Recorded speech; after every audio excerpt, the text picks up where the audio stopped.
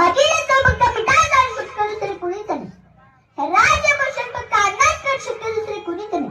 साखरेची गोडी फक्त जीवात जाऊ शकतो, दुसरे कुणीच नाही. अंधाराला फक्त प्रकाशात नष्ट करू शकतो, दुसरे कुणीच नाही. अज्ञानाला फक्त ज्ञानात नष्ट करू शकतो, दुसरे कुणीच नाही. बाळाला जन्म फक्त